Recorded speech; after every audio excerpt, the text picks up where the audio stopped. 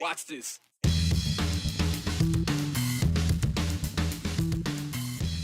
Mary Jane makes money in Malheur County. Border towns say that's because of those from across the border. Well, at least one Oregon lawmaker wants to get a little more green for their green. He says for good reason. The pandemic has been particularly hard on those with pre-existing conditions. Canceled doctor's appointments, postponed procedures. But the wait may soon be over, and the light at the end of the tunnel may be getting brighter with a new kind of treatment for cancer patients. Allegations of critical race theory being taught to preschoolers. It seems some Boise County residents have a bone to pick with Representative Dorothy Moon after her inaccurate claims. And apparently, she's showing up to face them. State of Oregon has had legalized marijuana for the past 7 years. And what you may not have known to this point is Malheur County, with just 32,000 people in it, is Oregon's per capita sales leader for cannabis. Malheur County, and it's not even close. The Portland Business Journal says last year, sales there topped $111 million. I mean, I know it's been a hit, but come on, just how much weed are these people? Obviously, these buys aren't just coming from those residents. That's obvious. But the obvious conclusion, they're coming from the east, from Idaho. At least that's what we keep hearing from the city and county officials. They say all the Idahoans making the short trip across the border to Ontario to pick up their ganj makes up about 90% of their buyers, which has certainly added to their county and city coffers with a 3% sales tax tacked on. Well, now there's a new bill introduced by a senator from, you guessed it, Ontario, that would mean even more money for the county. He wants to take that tax from 3% to 10%. So Katya, marijuana obviously not legal in the state of Idaho. This is an increased opportunity, right? Or is there another reason for this increase in tax? Well, Brian, they say the amount of Idahoans traveling into Ontario is creating, quote, intense daily traffic that's impacting their roads, infrastructure, public safety, and even emergency health care services. So this bill, known as Senate Bill 1506, would help them meet these challenges. Out of the 8 people who gave public testimony, only 1 was against the bill. Oregon is by far the least taxed state on marijuana on the West Coast. Even if you support this bill, which I think is needed, and you'll hear why, Oregon will still be the least taxed state on the West Coast. We're not going to promote more illegal sales. We're not going to promote more black market. We need to look at how communities can support themselves. If this bill is approved, it would help Ontario to cover its cost from the influx of traffic stemming from the high volume of marijuana sales to Idahoans. I've been in business since 2014, and it's been a constant barrage of trying to take more and more of our market share, and having a 333% sales tax increase for the cities is completely un-Oregonian. These taxes will be passed on to the purchasers, and they won't purchase less because of it. And that's just what the elasticity studies show across multiple states throughout the U.S. With taxation changes to the marijuana industry. It doesn't have an impact on the demand for the product. About that. According to the city, Malheur County has 9 cannabis stores and even more coming. The stores bring in around 2,700 visitors each and every day into Ontario. Marijuana retailers are grossing about $106 million a year. Now, the city goes on to say they believe that, quote, average retail transaction of $112 will not be impacted by an increase of around $7 for customers coming in from Idaho to make these purchases. But again, local voters will have to sign off on the higher tax. Brian? Okay, the only question I do have, I know we've heard this before, we've thrown it out there, this 90% number of Idahoans, that's where their market is from. How do we know this? It is a lofty number, and you kind of think, well, are we all coming there at once? What's going on here? And there actually haven't been any real studies done because marijuana shops don't track what owners buy and where they're coming from and how many are buying these products. So the argument is, essentially Adam Brown told me, if you sit in a parking lot and look at all these license plates, that 90% of them are from Idaho. And he also says Ontario just doesn't have the kind of purchasing power that it's got to all be from them. So it's kind of a guesstimation, if you will. True, there's only about 11,000 people in town, not all of them, but I get that. But man, I'd love to see some numbers, like actual data on that, just to say, instead of just throwing out that 90%, but we'll go with it, I guess, for now. Thanks, Katya. All right, COVID has put a lot of things on hold. For some, that includes medical procedures deemed non-essential. But some hospitals are starting to get back on their feet when it comes to that and rescheduling all of those non-essential surgeries, those that could wait. Over at St. Luke's, they're taking it one step further by offering a new cancer treatment, the first of its kind in the Gem State. It's called CAR T cellular therapy. Right now, it's approved for use in several different types of blood cancers. And it's common, so common that every 3 minutes, someone in the U.S. is diagnosed with a blood cancer. This year, more than 186,000 new cases are expected in the United States alone. Right now, any Idahoans looking to get the treatment, this CAR T treatment, would have to travel out of state to places like Seattle or Portland. But by April, they'll be able to get that treatment right here in Boise. Here's Andrew Partline. The word cure isn't thrown around often by healthcare professionals treating cancer patients. I think we're a long ways away from there right now. But CAR T cellular therapy has St. Luke's Dr. Travis Williams close to making an exception. There is a possibility that patients will not have any evidence of disease 5 years later. The problem with some of that is, by definition, we call that a cure. Some of these therapies have only been approved for the last year, so we don't have 5 years of data to say whether or not they're cured. How is it, administered to a patient? I understand it's like an IV, is that right?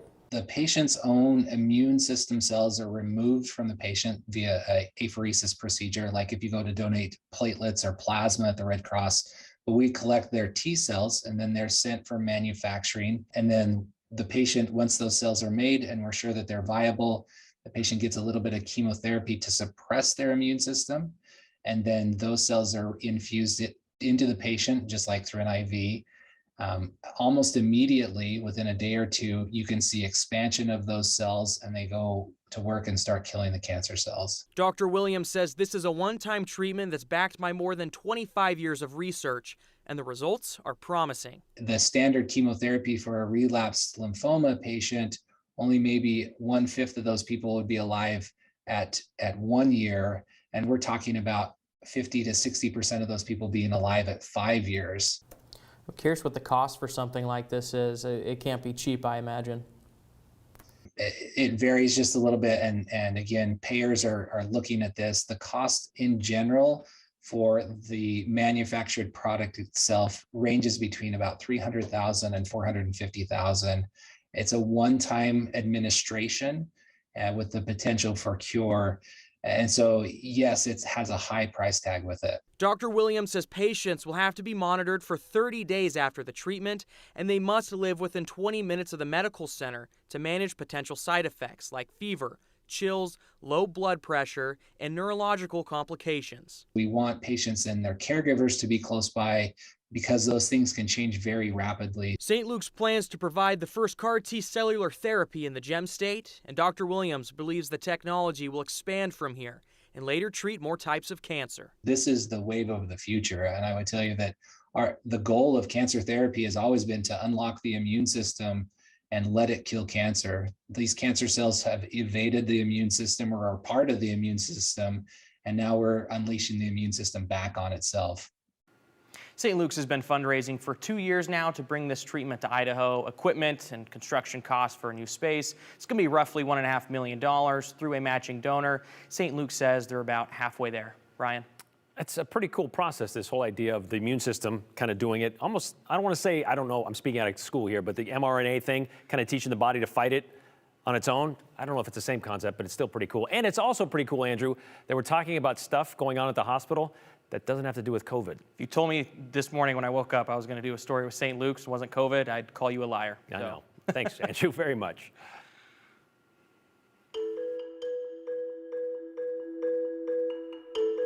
After making claims they're indoctrinating their kids, Boise County schools are hoping to make Representative Moon answer for it.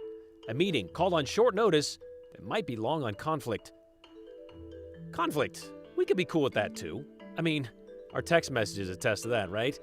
Speaking of text messages, how about you send us some?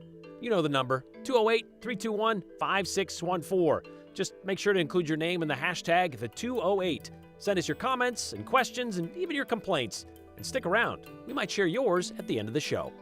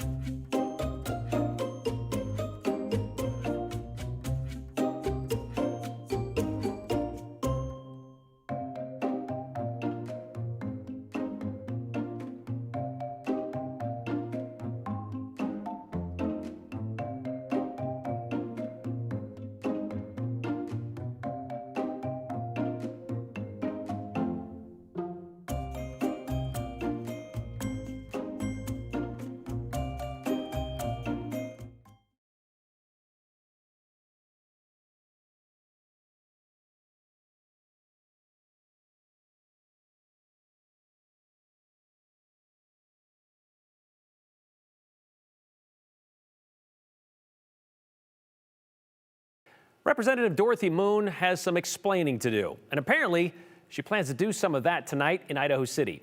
A meeting has been called at the Boise Basin Library, the meeting room attached to it.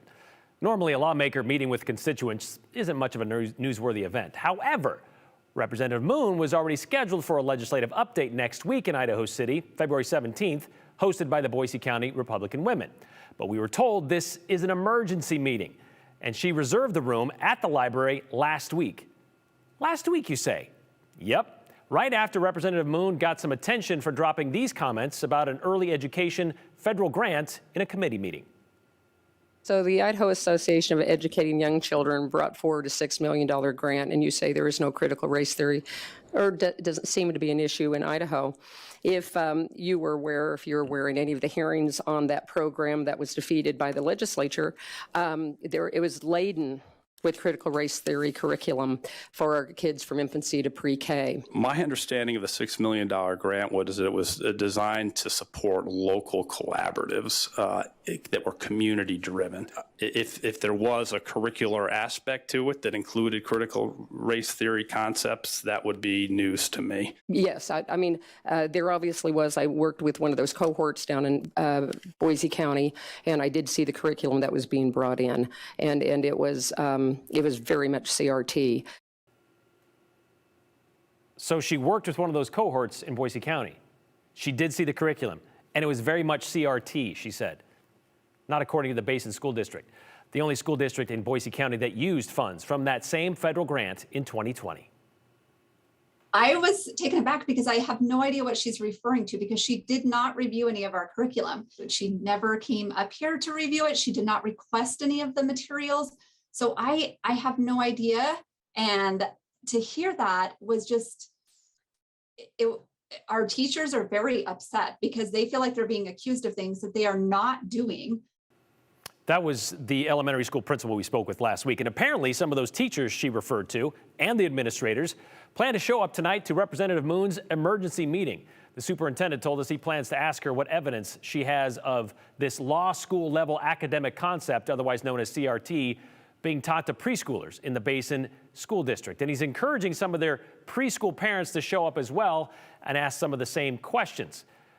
So here's the thing. We just got a call from the library up there, and they may have to postpone this meeting because there's apparently a lot of these people who want to ask these questions of Representative Moon, and they may not have the room to fit them in the building. So we'll keep you updated on that. It's supposed to start at 6 o'clock tonight. We'll let you know if that goes on as scheduled as we get a little later on into this show. But right now, they're thinking about postponing it, maybe finding a bigger space, because there's a lot of people up in the Boise County area, specifically in Idaho City and the Basin County Basin School District, that want some of these questions answered. Now, we wanted to ask Representative Moon about this emergency meeting she set up late last week, but she has yet to return our messages. However, if she shows up tonight, well, hopefully we'll be there to catch some of her question and answer. I think it's responsible and appropriate. That having been said, I regret that we are here. Here, as referenced by Senator Grant Burgoyne, is at this crossroads where we either believe in the accuracies of our election process or we don't. And for the last nearly 2 years, the wild accusations of voter fraud on a national level has trickled down to the Gem State. Several state candidates are now running on this platform of election integrity, even though the integrity of Idaho's elections have rarely been questioned. And when they have, by the likes of traveling pillow salesmen, these accusations have been proven inaccurate. Another solution in search of an actual problem. So here we are at this crossroads. Well, yesterday, Jason Hancock, the Deputy Secretary of State, the agency responsible for election integrity, he offered up a path we could take. It has to do with what would happen after a general election. A random selection of counties would be subject to an election audit. Senate Bill 1274 would classify counties into 3 groups: those with more than 100,000 people living there, counties with 10,000 to 100,000 people, and counties with less than 10,000 people. The first group, well, they would select 2 counties to conduct audits. The second group would offer up 16, and the third group, well, just 3 counties, kind of like a Hunger Games type selection of audits, I guess. 21 out of Idaho's 44 counties would be randomly selected for audits every statewide election. This only happens every couple of years and would cost the state about $50,000 a year. So why is this needed? despite a lack of evidence of substantial voter fraud in Idaho. In fact, according to the Heritage Foundation, there have been just 10 cases of voter fraud since 2004 in Idaho, the last one in 2017. Despite all this, Hancock says this audit might make people feel better about the process. We would go into these randomly selected precincts, examine the paper ballots, recount them by hand, and compare those back to the counts that we received on election night. The other purpose served by doing this is to build voter confidence that our systems are working, that we are checking on things, we are validating to make sure that our counts are correct. Kind of like when your partner promises you they're not cheating on you, and you've already have the location sharing activated on your phone, you regularly check their text messages, and now you're going to monitor the mileage on their car, kind of thing. Maybe, I don't know. Hancock says Idaho is actually one of a handful of states that doesn't automatically conduct post-election audits, so it's not a terrible thing. It passed the committee unanimously and will now head to the Senate floor. It does have an emergency clause written into it, by the way, which means it would come into play for this upcoming primary and general election season should it pass. Well, they want to tack on an extra $20 to the grocery tax credit. Well, first, that bill has to get through the House. And this morning, there was an interesting discussion, bipartisan opposition over House Bill 509. For most of us, it would increase the tax credit we claim every year when we file taxes from $100 per year to $120 per year per dependent. The problems, some have been saying, 20 bucks is breadcrumbs, and it wouldn't even apply until 2024. Enter Representative Ron Nate. How about we just move some words around, he says, like let's line out this part and add this here and maybe, how about this? How about we just get rid of the grocery tax altogether? A bold move by the representative from Rexburg, since he's been complaining his grocery tax repeal bill is currently stuck in committee and he has already unsuccessfully tried to force it into the full House. Well, they saw through Nate's sleight of hand attempt and defeated that motion. Meanwhile, the task at hand, House Bill 509.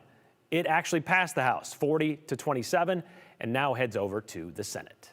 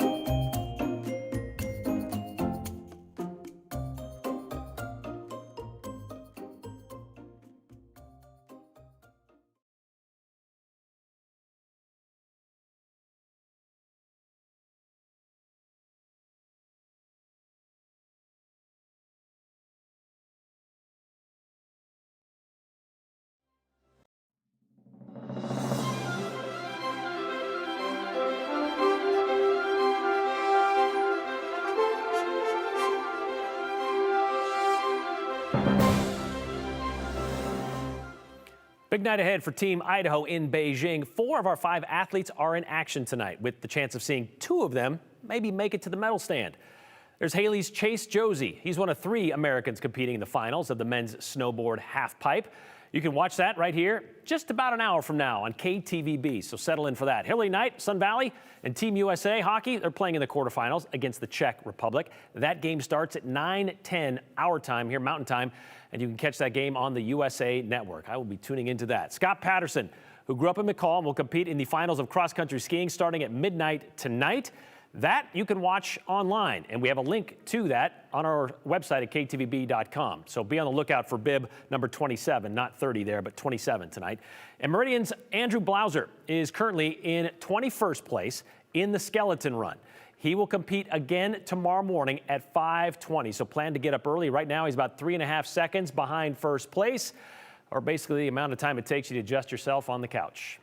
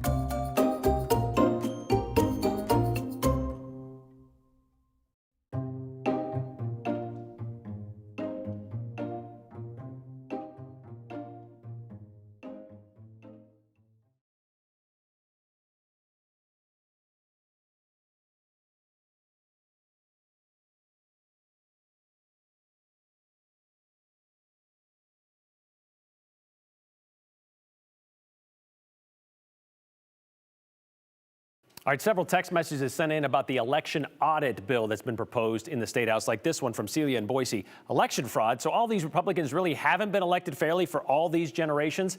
It is a predominantly red state here in Idaho, and they consistently win elections. The only election integrity issue is with Idahoans who, without proof, are questioning our current election processes. And by the way, it's the side that lost, says Larry.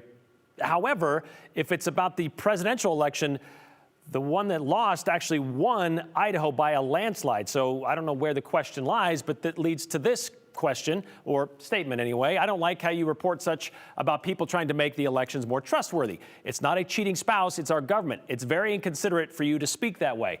I guess what I mean by saying that is giving you an idea of if they're telling you something's not happening and they're proving it to you that something's not happening, yet you still don't believe it's not happening. All right, every shop that sells every shop that sells marijuana in Ontario requires you to sign in with photo ID. So this person is saying that you do have to show an ID, which basically shows where you're from. And that's why he says 90% of sales do come from Idahoans. I believe it because it's based on his own personal experience. I found the same procedure while in Vegas. You sign in, you prove a valid ID, so maybe they're charting it. And maybe they just don't want to tell us that they are. I don't know why, but I guess if that's what happens, I can't speak from experience, but I'll trust you. For Pete's sake, legalize it and bring any taxes to Idaho. We're paying for it anyway, says Johnny in Eagle, apparently. And you will see a lot of Idaho license plates in Ontario dispensaries. And then a lot of Idaho license plates later at Ontario burger joints. The good news, the fries are made from Idaho potatoes, so we're getting our share, says David.